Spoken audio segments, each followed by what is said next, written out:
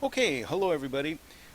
Purpose of this video is simply to show you how to export files and then email them. So first thing we got to do is we got to get to do a search for the contacts that we want.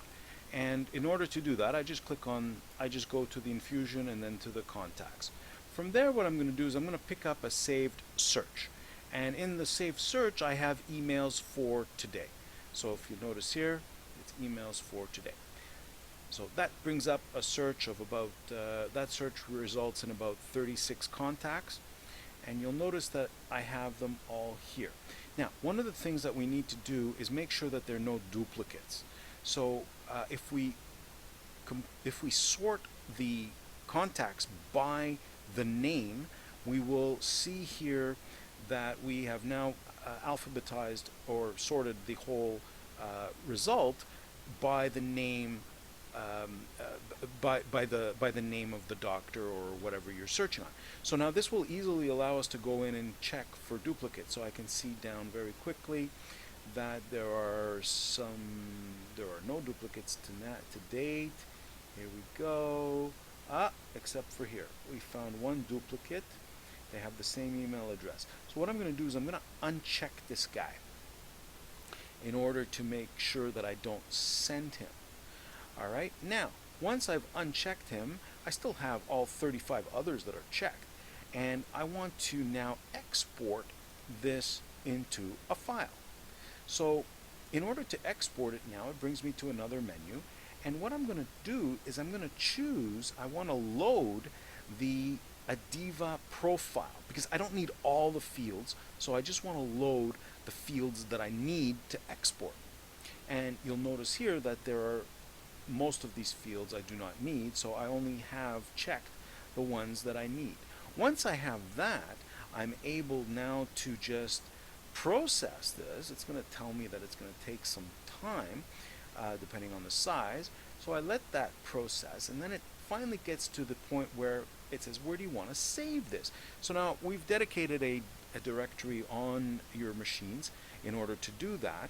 And what I want to do now is I just want to save the file and name it accordingly. So what I'm going to do is I'm going to call it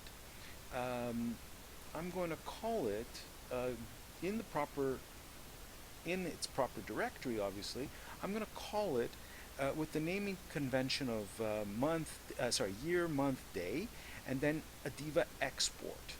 Okay, I'm going to call it Adeva export 1 because I've already done one today.